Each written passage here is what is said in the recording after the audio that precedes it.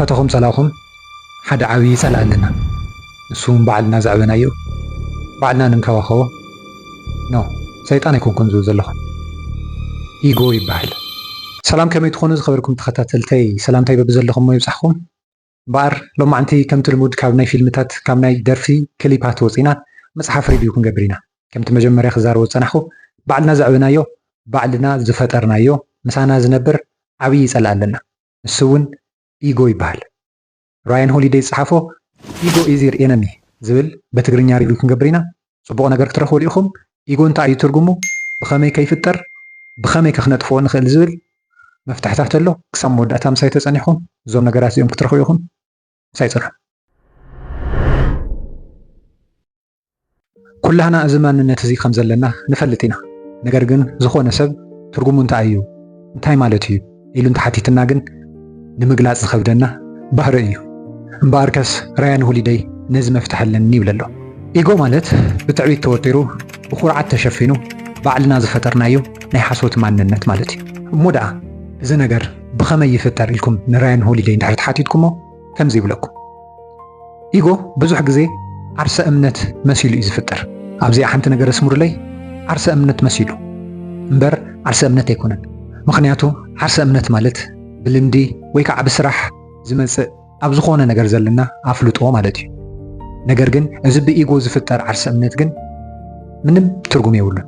ስቕ ኢልካ ኢሉዥን ወይ ከዓ ዘይጭበጥ ማንነት ማለት እዩ። ምናልባት ነዚ ነገር ንዘይምውስሳብ ወይ ከዓ ንዘይምጥልላፍ ብዙሕ ግዜ ኣብ ኣይምሮና ንሰምዖ ድምፂ ኣሎ።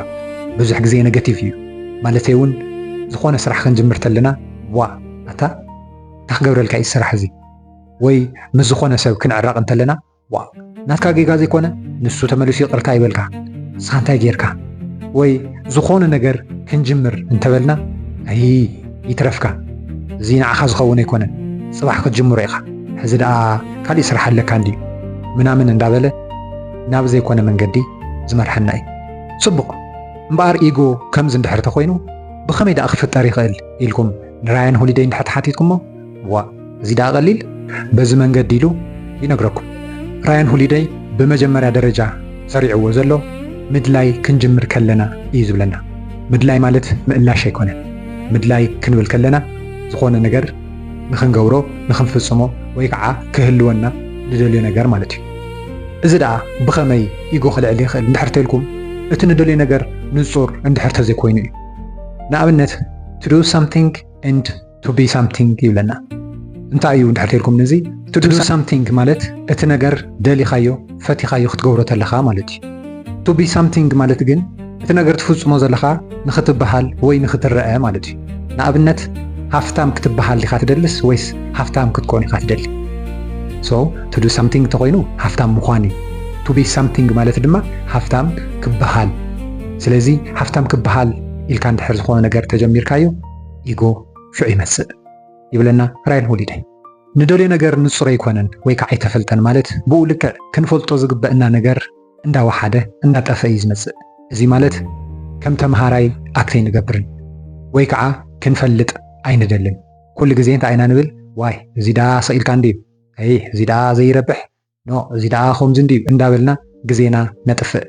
ስለዚ ተምሃራይ ክንከውን ዘይኮነስ መምህር ክንኮን ኢና ንደሊ። ራያን ሆሊዴይ ኢጎ ክመጸሉ ዝኽእል ነገር ብመንበር ካልኣይ ደረጃ ኣቕሚጥዎ ዘሎ ዓወት እዩ።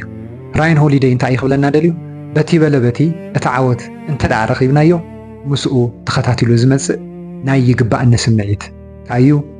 ኣብ ጽቡቕ ደረጃ እየ ዘለኹ ሰብ ከኽብረኒ ኣለዎ፣ ሰብ ብዛዕባይ ክዛረበሉ ናይ ምባል ኣተሓሳስባኻ ናይ ምቕያር ገንዘብ ኩሉ ነገር ክገዝእ ከም ዝኽእል ናብ ምሕሳብ ምእታው።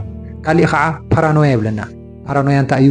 ጥርጣረ ምጥርጣር ኣብ ሂወትካ ኩሉ ጥርጣረ ዝጎድል ነገር እንተሃልዩ ብኸመይ ጎዲሉ እዚ ነገር ብኸመይ ተፈጢሩ እንታይ ስለ ዝኾነ እዩ ኢልካ ብዙሕ ግዜ ኣብ ባዕልኻ ሕቶታት ምብዛሕ ምጥርጣር የምጽእ ይብለና ራያን ሆሊዴይ።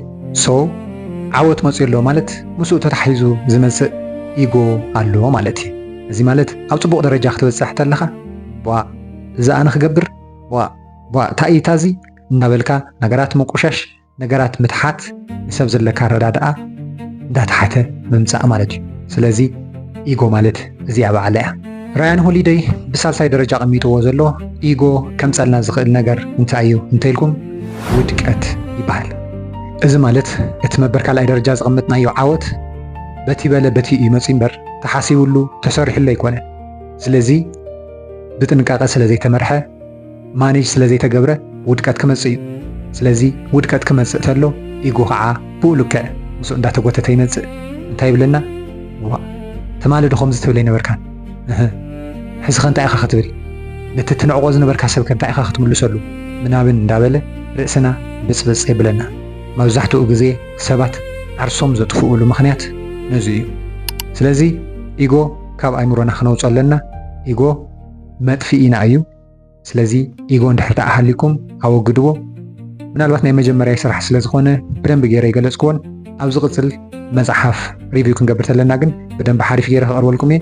ናይ መጀመርያ ስርሐይ ከመይ ይመስል ኣብ ኮመንት ፀሓፉለይ። ቴንክ ዩ